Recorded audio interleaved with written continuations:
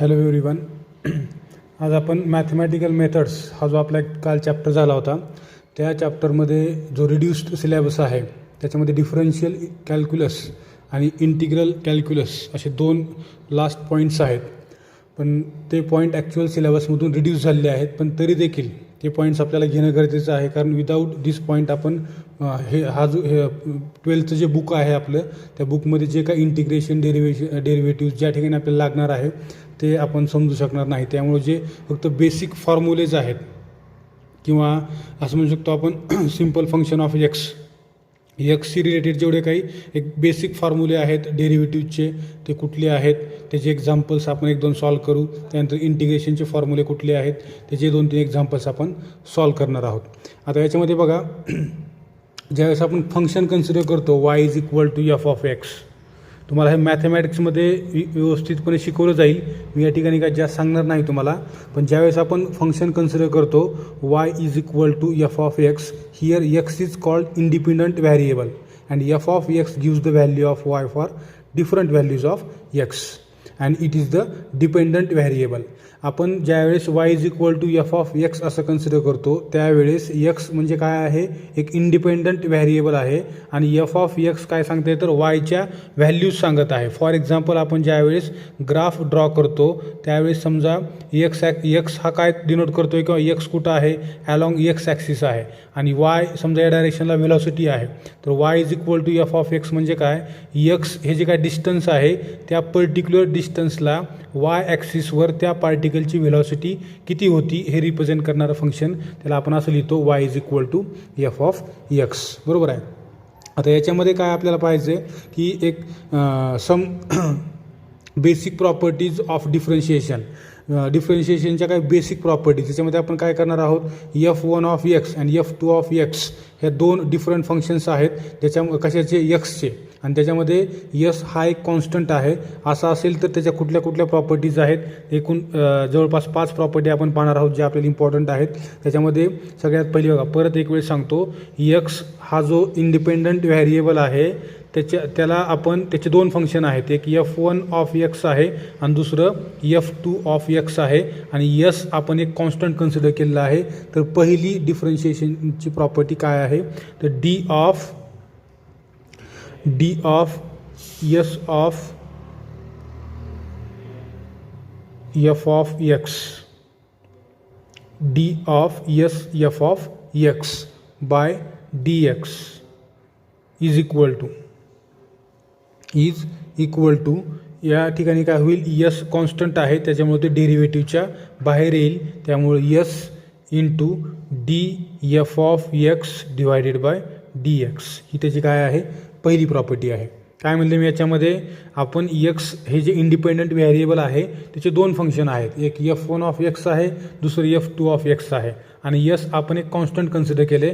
तर डिफरन्शिएशनची पहिली प्रॉपर्टी, ज्यावेळेस आपण डेरिव्हेटिव्ह घेतो अशा एखाद्या टर्मचा D by D x of yes F of X, याच्यामध्ये यस हे कॉन्स्टंट आहे त्यावर लक्षात ठेवायचं, डिफरन्शिएट करत असताना कधीही कॉन्स्टंट टर्म ही डेरिव्हेटिव्हच्या बाहेर येते, त्याच्यामुळे S into D F of x by D X अशा पद्धतीने तुम्हाला डेरिव्हेटिव्ह मिळेल. त्याच्यानंतर सेकंड पहा,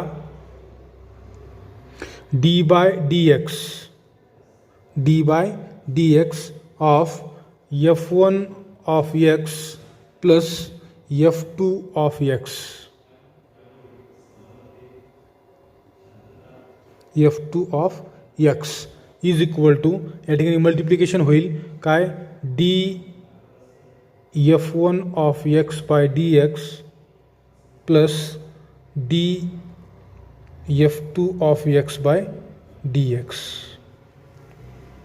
ही त्याची सेकंड प्रॉपर्टी. ज्यावेळेस अशा प्रकारे तुम्हाला डिफरन्शिएशन येईल, दोन फंक्शन असतील त्यांचं ॲडिशन आहे आणि त्यांचा डेरिव्हेटिव्ह आहे, तर सिम्पली आपण त्याला ॲड करून त्यांचं त्यांचं मल्टिप्लाय करून डिफरन्शिएशन कॅल्क्युलेट करू शकतो.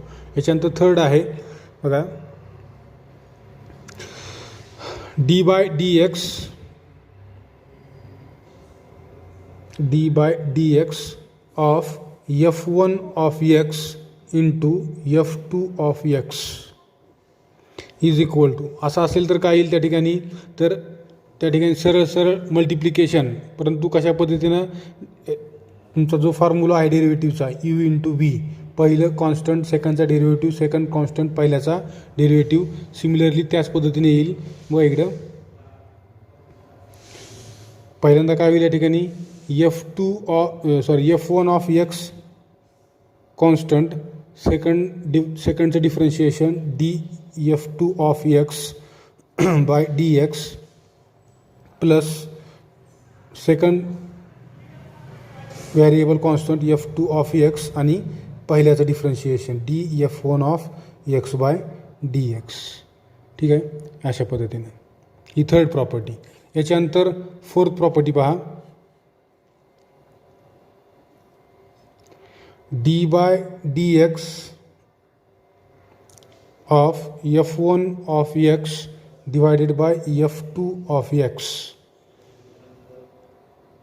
इज इक्वल टू, ज्यावेळेस अशा पद्धतीचा डिवायडेशन आहे किंवा ए बाय बी आहे फॉर एक्झाम्पल, त्याचा आपण डेरिव्हेटिव्ह घेत आहोत, तर त्यावेळेस कसं येईल, अगोदर तुम्हाला बघा इकडं त्याचं डिफरन्शिएशन अशा पद्धतीने येईल 1 by F2 of x as it is into differentiation of numerator F1 of x by dx minus ही टर्म ॲज इट इज आणि नंतर परत याचं differentiation dF2 of x by dx. ठीक आहे, हे त्याच्या जवळपास एक 4 प्रॉपर्टी आणि आणखी एक लास्ट आहे, बघू आपण फिफ्थ काय आहे, dF of x by dt is equal to dF of x by dx into dx by dt. असं तुम्हाला कधी करता येते, ज्यावेळेस असं म्हणू शकतो आपण, if X depends on time another variable T, then ज्यावेळेस एक्स हा टाईमवर डिपेंड आहे त्यावेळेस एक्सला with respect to time differentiate करत असताना आपण त्या ठिकाणी अशा प्रकारची अरेंजमेंट करू शकतो. dx बाय dx त्याला मल्टिप्लाय केलं किंवा dF of x by dx into dx by dt. ठीक आहे, या 5 प्रॉपर्टीज आहेत आणि त्याच्यामध्ये असणारे जे काही सिम्पल फंक्शन्स आहेत एक्सवर अकॉर्डिंग टू एक्स, ते कुठले कुठले आहेत, ते एकूण 9 आहेत आणि ते तुम्हाला कंपल्सरी पार्ट असणं गरजेचं आहे, ज्याला आपण डेरिव्हेटिव्हमधले इम्पॉर्टंट किंवा बेसिक फॉर्म्युले देखील म्हणतो. हे तुम्हाला पार्ट असतील तरच तुम्हाला 12वीचं फिजिक्समध्ये जिथं कुठं तुम्हाला इंटिग्रेशन डेरिव्हेटिव्हचा पार्ट आहे तो सोपा जाईल. तर कुठले कुठले आहेत आपण 1 बाय 1 बघू. पहा, पहिल्यांदा आहे d by dx of x raise to n. असं जर असेल x raise to n, n म्हणजे काय, इंटिजर आहे ज्याची व्हॅल्यू 1 2 3 4 अप टू n पर्यंत असू शकते. एक्स म्हणजे हा एक व्हॅरिएबल आहे ज्याला आपण डिफरन्शिएट करत आहोत विथ रिस्पेक्ट टू एक्सने. तर त्यावेळेस काय होईल, न्यूमरेटर हा मल्टिप्लिकेशनमध्ये येईल इंटू एक्स रेस टू जो काय तुमचा पॉवर आहे त्याच्यातून काय करायचा 1 मायनस करायचा. अशा प्रकारे तुम्ही त्याचं डिफरन्शिएशन करू शकता. फॉर एक्झाम्पल समजा तुम्ही असं घेतलं असेल d by dx of x cube, असं जर असेल तर तुम्ही याला डिफरन्शिएट करत असताना हा जो पॉवर आहे तो कुठे येईल, मल्टिप्लिकेशनमध्ये 3 into x raise to 3 minus 1, म्हणजे तुम्हाला काय मिळालं त्या ठिकाणी एक्स क्यूबचं डिफरन्शिएशन तुम्हाला 3x स्क्वेअर असं मिळालं. ठीक आहे, अशा प्रकारे तुम्ही त्या फर्स्ट फॉर्म्युल्याचा यूज करून कुठल्याही व्हॅरिएबलला तुम्ही डिफरन्शिएट करू शकता. त्याच्यानंतर सेकंड आहे d by dx of e raise to x exponential to the power x, असं जर असेल तर e raise to x as it is किंवा त्याचा differentiation e raise to x as it is येईल, किंवा तुम्ही त्याला असं पण लिहू शकता, त्याच्यामध्ये असं पण असू शकते d by dx, d by हे हा डिफरंट पार्ट आहे, d by dx of e raise to ax असं असेल तर ते डिफरन्शिएशन काय येईल, इज इक्वल टू हे त्या ठिकाणी a into e raise to ax. A constant आहे त्याला डिफरन्शिएट करत असताना बाहेर येईल आणि ई रेस टू ax वरच्या बाजूला. हा एक सेकंड फॉर्म्युला आहे. याच्यानंतर थर्ड बघा, d by dx of ln of x किंवा log of x is equal to 1 by x. त्याच्यानंतर फोर्थ आहे d by dx of sine x, त्याचं डिफरन्शिएशन येईल कॉस एक्स. त्याच्यानंतर फिफ्थ साईन एक्सचं डेरिव्हेटिव्ह काय येते कॉस एक्स. त्याच्यानंतर d by D x of cos x, d by D x of cos x is equal to minus sine x. हे तुम्हाला compulsory पाठ असणं गरजेचं आहे, तरच तुम्ही पुढे तुम्हाला फिजिक्समध्ये हे फॉर्म्युले यूज करता येतील. D by D x of tan x is equal to, याचं डिफरन्शिएशन येईल सेक स्क्वेअर एक्स. त्याच्यानंतर सेवन्थ आहे d by D x of cot x is equal to minus cosec square x. त्याच्यानंतर एट्थ आहे d by D x of sec x is equal to tan x sec x. त्याचं differentiation आहे tan x into sec x. त्याच्यानंतर ninth आहे d by D x of cosec x is equal to minus cosec x into cot x. ठीक आहे, हे झाले 9 formulas. आता त्याच्यावर डिपेंड असणारा समजा कुठलं एक एक्झाम्पल घ्यायचं म्हणलं तर सगळ्यात आपण घेऊ find the derivatives of functions f of x is equal to x raise to 8.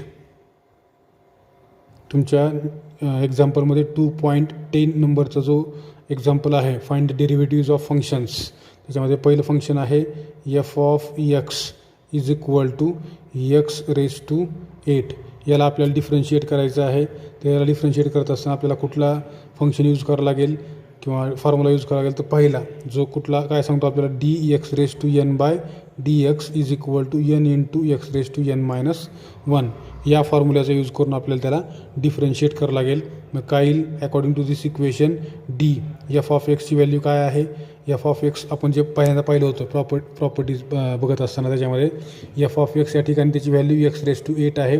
त्याला आपल्याला डिफरन्शिएट करायचं विथ रेस्पेक्ट टू एक्सनेच. त्याच्यामुळं काय येईल हे 8 मल्टिप्लिकेशनमध्ये एक्स रेज टू 8 मायनस 1 म्हणजे 7. म्हणजे याचा अर्थ काय आलं 8 into x raise to 7.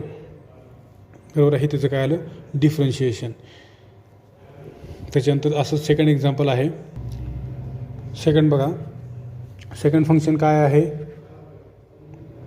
F of x is equal to x cube plus sine x. याला आपल्याला डिफरन्शिएट करायचं आहे. याला डिफरन्शिएट करत असताना आपण जी सेकंड प्रॉपर्टी पाहिली होती d by D x of F1 of x plus F2 of x याचा आपल्याला ठिकाणी यूज करायचा. याच्यामध्ये काय केलं तर आपण आता काही F1 ऑफ एक्स आहे प्लस F2 ऑफ एक्स आहे. याला डिफरन्शिएट करत असताना आपण अगोदर d by D x of F1 of x plus d by D x into F2 of x असं आपण घेतलं होतं. सिमिलरली तहच यूज करायचं या ठिकाणी. काय येईल मग डेरिव्हेटिव्ह पहिल्यांदा पहिला याचा d by D x of x cube plus d by D x of sine x. आता ह्याचा डेरिव्हेटिव्ह काय येतो आताच पहिला आपण पहिलं इक्वेशन यूज करून 3x रेज टू 3 मायनस 1 म्हणजे 2 प्लस साईनचा डेरिव्हेटिव्ह काय येतो कॉस एक्स. त्याच्यामुळं काय येईल त्या ठिकाणी साईनचं डिफरन्शिएशन कॉस एक्स. म्हणजे ह्याचं डिफरन्शिएशन काय आलं three x square plus cos x. बरोबर आहे. अशा प्रकारे तुम्ही कुठलेही फॉर्म्युले यूज करून तिथं त्याचं डेरिव्हेटिव्ह काय करू शकता कॅल्क्युलेट करू शकता. ठीक आहे, या ठिकाणी थांबू आपण. नेक्स्ट पार्ट आपण नेक्स्ट व्हिडिओमध्ये पाहू. थँक्यू.